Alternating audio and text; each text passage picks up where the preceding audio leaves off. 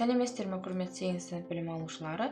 Бұл видеода біз сіздермен алгебра пәнінен квадрат функция бөлімі бойынша жиынтық бағалау тапсырмаларына шолу жасайтын боламыз. Бұл жерде бірінші нұсқа бар болғаны 4 есептен тұрады, ал алғашқы тапсырманы бастайық. Бірінші тапсырмада квадрат функция формула түрінде беріліп тұр, графигін көрсетіңіз дейді. Бұл жерде ең бірінші болып сіз жақша сыртында, яғни мына жердегі таңбаға мұқият қараңыз. Егер ол жерде ешқандай теріс таңба жоқ болса, парабола тармақтары жоғары бағытталған болады деген сөз. Демек 3, 4 бізге сәйкес келмейді. Ары қарай 1 мен 2-нің қайсысы екенін анықтау үшін сіз квадрат функцияның түріндегі формуласын еске түсіріңіз. Сол жердегі m және n-ді анықтап, парабола төбесінің қай жерде орналасқандығын анықтайтын болсаңыз, бірден график тауып алуға болады. Демек біздің жағдайда бұл жерде m 3-ге тең болып тұр, ал n 1-ге тең. Демек біз парабола төбесін m деп жазып белгілеп үйрендік. Бұл жерде x 3-ге тең, y 1-ге тең болатын парабола төбесі 2. Енді сол x 3, y 1 деген парабола бізде біріншісі екен. Дұрыс жауабы дайын. Келесі, екінші есепте функция берілген, астында x-тің мәнін беріп тұр, функцияның мәнін табыңыз дейді. Екінші есептің асы деп қояйық. X егер беріліп тұрса, y-ті табу үшін жай ғана сол берілген функциядағы x-тің орнына апарып мәнін қойып есептейсіз, бар болғаны сол. Біздің жағдайда 1-дің квадрат қосылған 4 көбейтілген 1 азайтылған 5.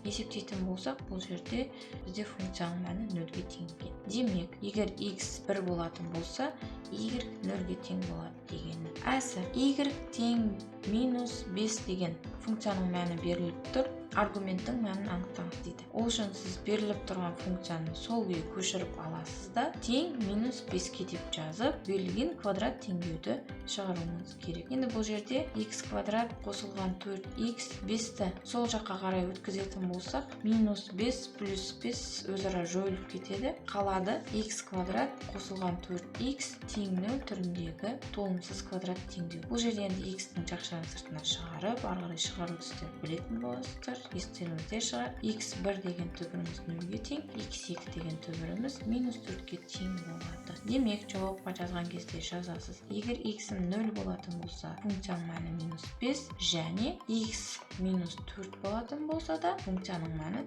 минус 5-ге тең деген жауаптар. Екінші есепте дайын. Келесі үшінші есеп. Үшінші есеп бізде қолданбалы есеп, сондықтан берілген мұқият оқып алыңыздар. Доп 0-ге тең бастапқы жылдамдықпен 20 метр биіктіктен құлайды. Доптың t уақыт өткен соң жер бетінен h биіктігі осы формуламен берілген. Осыны пайдалана отырып анықтаңыз. Доп қанша уақытта құлайды және 1,5 секундтан соң доп жерден қандай биіктікте болады дейді. Енді асы. Доп қанша уақытта құлайды деген сөз бізге берілген функциямыздың мәні 0-ге тең болады деген сөз. Яғни ешқандай биіктікте емес, h 0-ге тең болады. Ары қарай толымсыз квадрат теңдеуді шешу арқылы уақытты анықтаймыз.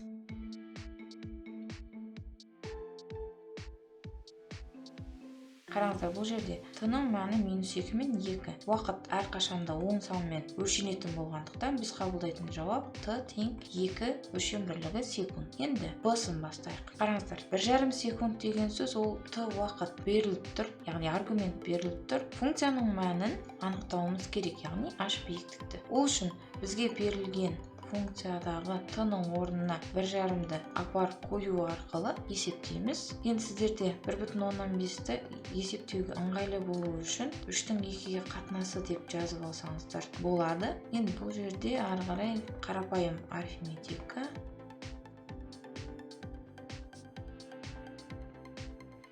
Демек біздегі h биіктік 35-тің 4-ке қатынасы немесе 8,175 өлшем бірлігі метр. Б тапсырмасы да аяқталды. Жалпы үшінші есеп осы. Келесі төртінші есеп, функция беріліп тұр және осы түрдегі тапсырмаларды орындаңыз дейді. Оның ең біріншісі парабола төбесінің координатасын анықтаңыз дейді. Демек, ол үшін біз қолданатын формула x0-дің формуласы, бұны жаттап алдыңыздар, минус b бөлінген 2a. Ал біздің жағдайда x0 тең болады минус формула, b дегеніміз бізде 8-ге тең, 2a бізде минус 2-ге тең. Демек, x0 бізде 2-ге тең. Ал енді y0-ді табу функциядағы x-тің орнына осы біз тапқан 2 деген мәнді апарып қойып есептеп алғанда табылатын мән. Сонымен бұл жерде есептейтін болсақ, y0-імізде 2-ге тең. Парабола төбесін m әрпімен белгілеп әдеттендік. x-і 2-ге тең, y-і де 2-ге тең болатын нүкте екен. Енді төртінші есептесте соңында функцияның графигін салыңыз деп тұр. Сол үшін бірден осы түрде жобамен координаталық сәуле сызып тапқан нүктелерді белгілеп барыңыз. Бұл сізде уақытыңызды үнемдейді. Ең бірінші болып парабола төбесінің нүктесін таптық координатасын, оны белгілеп қояйық. Бұл бізде А еді. Ары қарай Б. Симметрия өсін сызыңыз дейді. Симметрия өсін теңдеуін жазыңыз. Демек, x тең болады. x0-іміз нешеге тең? 2-ге. Демек, x тең 2 деген бізде симметрия өсі болады. Оны да сызып қояйық.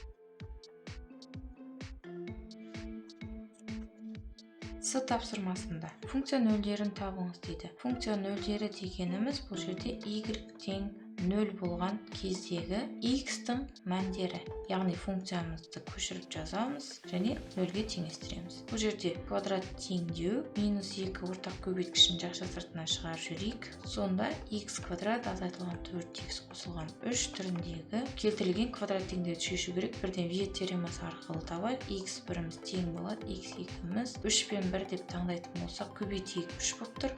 Қоссақ 4, қарама-қарсы апарған кезде минус 4. Демек, түбірлерін, яғни функцияның нөлдерін тауып алдық. Олар бізде x 3 болған кезінде y 0-ге тең және x 1 болған кезде де y 0-ге тең деген нүктелер екен. Графигімізге ол нүктелерді апарып орналастырайық. Демек, бізде 3 нүкте бар. Ары қарай өсу кему аралығын анықтаңыз дейді. Өсу кему аралық табу қатты қиындық тудырмайды. Графикті сызып алып, көз жеткізіп жазып жүрсек болады. Ары қарай есін орындай тұрайық. Кішкене орын тастап, бұл жерде функцияны мына түрге келтіріңіз дейді. Яғни толық квадратын ажыратыңыз. Ол үшін функцияны көшіріп жазасыз. Және минус 2 деген ортақ көбейткішті жақша сыртына шығарып жүрсеңіз, x квадрат азайтылған 4x қосылған 3 түріне келеді. Ары қарай жақша сыртына минус 2-ге тиіспейміз. x квадрат азайтылған 4-ті көбейткішке жіктейтін болсақ, 2 көбейтілген 2, қасында x-і бар. Қысқа көбейту формуласындағы b дегенің сізде 2-ге тең. Соның квадратын қосып азайтып жібересіз. Қасынан плюс үшін тіркеп қояйық. Бұл жерде мына аралық сізге қысқа көбейту формуласы бойынша x азайтылған 2-ның квадратын береді. Минус 4 плюс 3-ті есептейтін болсақ, минус 1 тең болады. Толық квадраты минус 2-ні көбейтіп жіберейік. Демек, ажыратылды. Функциямыз мына түрде жазылды деген сөз. Ең соңғысы енді графигін салыңыз. Қараңыздар, графигін салу үшін енді кем дегенде 5 нүкте нақты болып тұрса, әдемі график сызылатын еді. Бізде қазір 3 нүкте болып тұр. 4-ші нүктені ауызша есептей салайық. Ол деген сөз u y өсімен қиылысуын табуымыз керек. Яғни x-тің орнына 0-ді апарып қоятын болсақ, y-іміз болады минус 6-ға. Оған симметриялық түрде келесі нүктені белгілей аламыз. Демек, 5 нүкте дайын. Енді осы 5 нүктені біріктіру арқылы параболамызды сызып алайық. Параболамыз дайын. Параболаның атауын жазып қояйық. Y тең келтірілген түріндегісін жазайық. Минус 2, x азайтылған 2-ның квадраты қосылған 2. Енді осы дайын графигіміз арқылы өсу кему аралығын анық көрсетіп бере аламыз. Бірден жазып жіберейік. Өсу аралығы минус шексіздіктен парабола төбесінің x координатасы 2-ге дейін өседі. Көріп тұрсыздар. Ал кему аралығы парабола төбесі 2-ден плюс шексіздікке дейін кемейді. Сонымен 4-ші есепте аяқталды. Сонымен құрметті сынып білім алушылары, бірінші нұсқа есептері бар болғаны осы. Уақытты үнемді пайдаланып, өз ойлаған балыңызды абыроймен алып шығуыңызға тілектеспін. Барлықтарыңызға сәттілік.